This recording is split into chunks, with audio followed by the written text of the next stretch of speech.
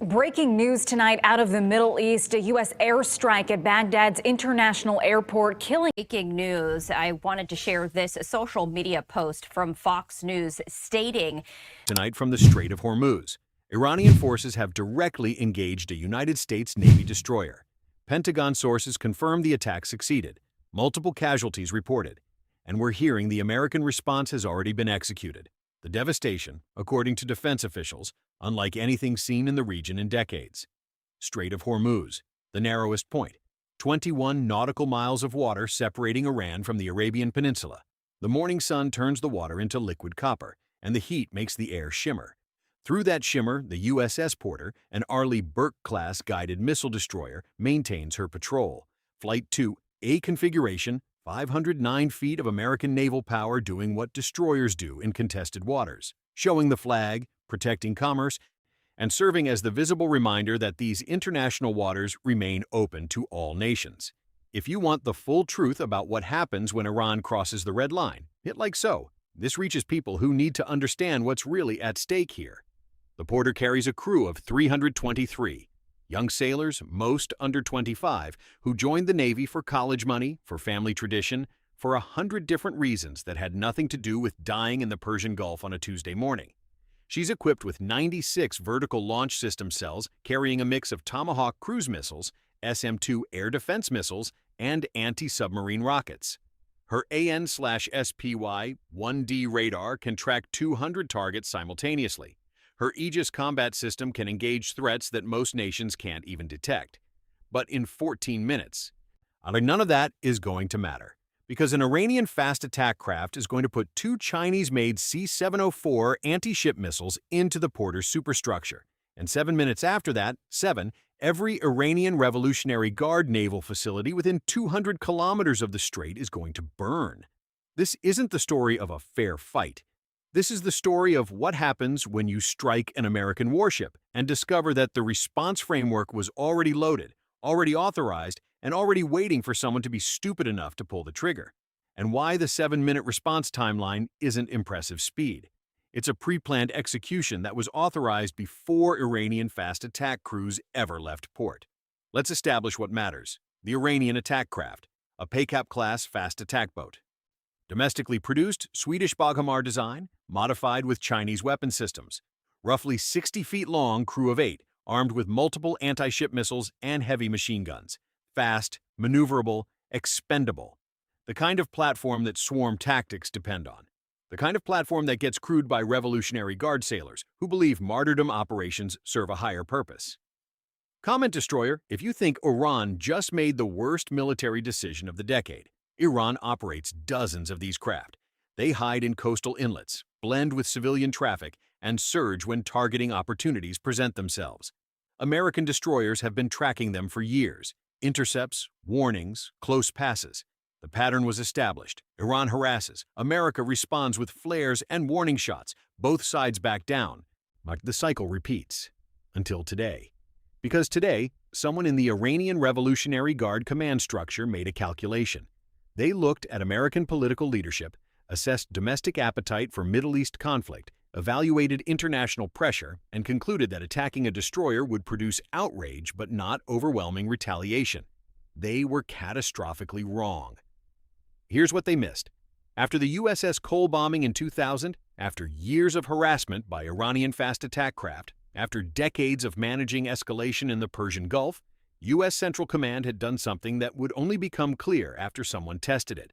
They pre-delegated response authority for a retaliatory strike specifically triggered by a successful attack on an American warship by Iranian forces in the Strait of Hormuz.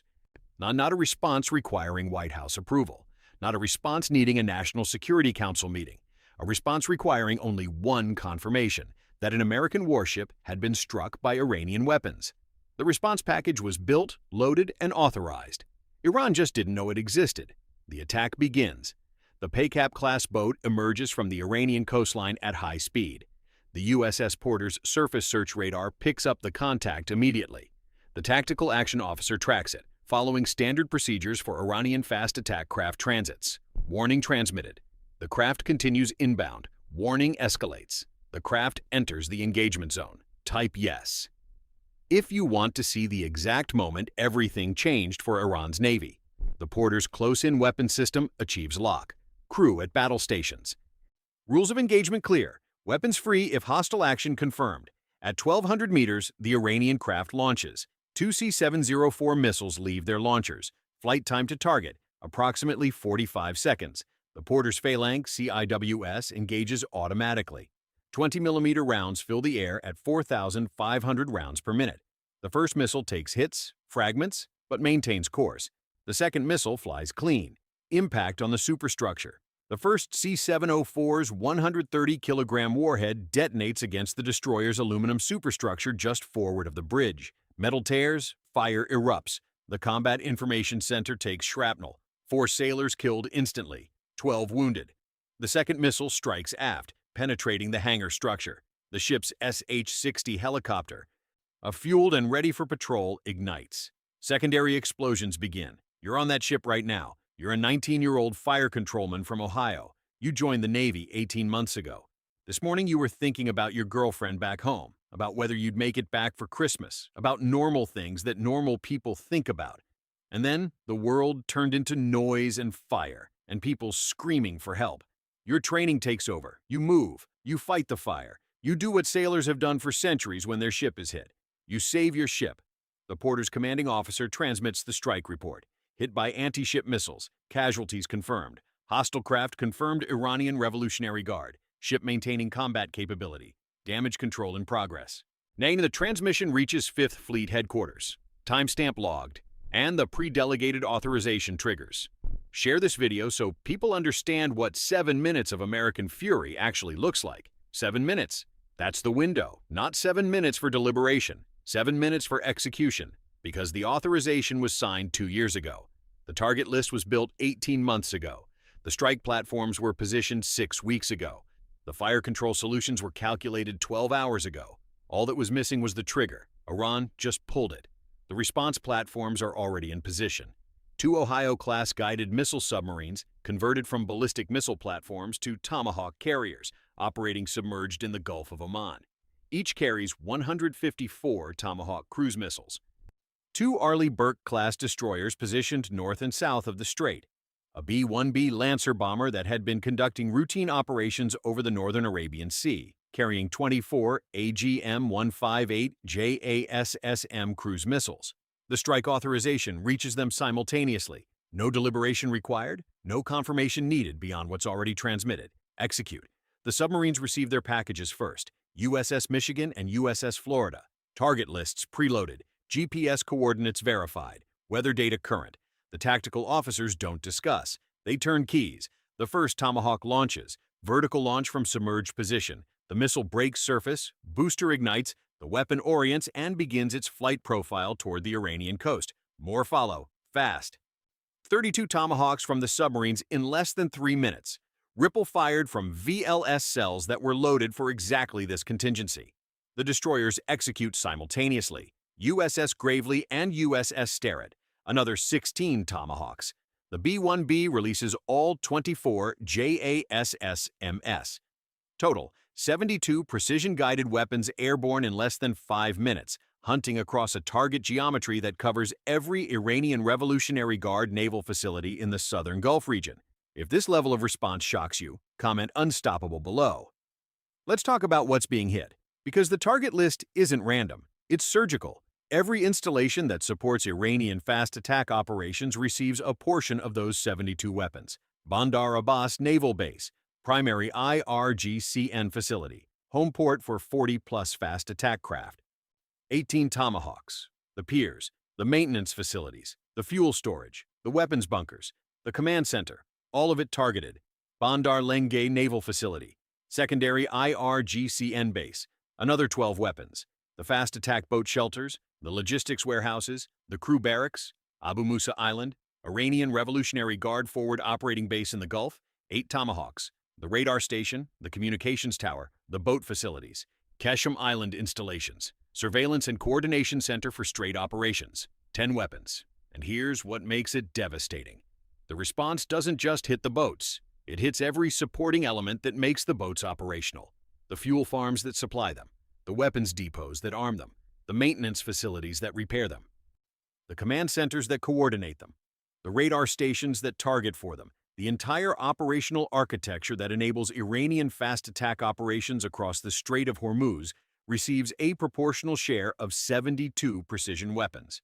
From the Iranian perspective, and this matters because it tells you when the miscalculation became irreversible, the Revolutionary Guard command structure is tracking American destroyer movements, planning harassment operations, and congratulating themselves on a successful strike.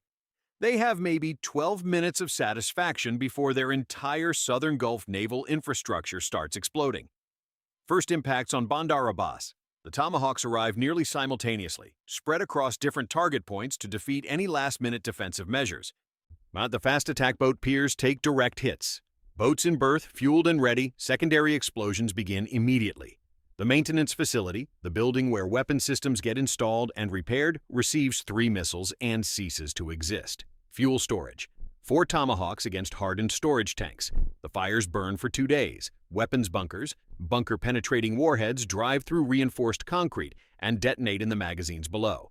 What was stored there, C-704 missiles, torpedoes, ammunition, is now contributing to the fire that's consuming the entire facility. Bandar Lenge, the attack craft shelters, hardened structures designed to protect boats from air attack, take multiple hits. The JASSM weapons, with their penetrating warheads, do what they're designed for. In a drive through hardened protection and detonate inside. 12 fast attack craft that were sheltered inside are destroyed without ever leaving dock, Abu Musa Island. The radar installation that provided surveillance coverage across the strait's shipping lanes takes 2 direct hits. The arrays collapse. The data feed that Iranian commanders depended on for maritime domain awareness goes dark. The communications tower receives another weapon and falls. Qeshm Island Command Center, the facility that coordinated this morning's attack on the USS Porter, 10 Tomahawks, the command building, the communications equipment, every antenna array, every vehicle, every hardened shelter, all targeted.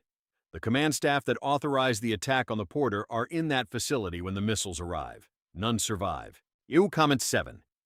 If you understand why the timeline was so fast, total strike duration from first launch to last impact, 6 minutes 40 seconds, 7 minutes from authorization to execution completion. In that window, the entire Iranian Revolutionary Guard naval capability in the southern Persian Gulf transformed from a harassment threat to burning wreckage. Not degraded, not damaged, destroyed. The USS Porter, still fighting fires, still treating wounded, still maintaining station in the strait, receives the battle damage assessment. Every target hit, every facility destroyed. The Iranian fast attack craft that launched the attack, attempting to escape back to coastal waters, is engaged by the Porter's 5-inch gun. Direct hits. The craft disintegrates. Now, let's talk about what was actually traded. Because their 2 C-704 missiles against 1 destroyer met 72 precision weapons against every naval installation they operate in the region. The arithmetic is brutal. 2 missiles versus 72. 1 damaged destroyer versus 16 facilities destroyed. 4 American sailors killed versus estimated 240 Iranian Revolutionary Guard personnel dead. But the strategic exchange is even more lopsided. Iran's attack bought them 1 damaged American warship, domestic propaganda footage, and temporary satisfaction. America's response bought them 18 months minimum before Iran can reconstitute fast attack capabilities in the southern Gulf, complete elimination of Iranian naval harassment capability in the Strait, and permanent expansion of pre-authorized response doctrine. The aftermath unfolds across multiple timelines simultaneously.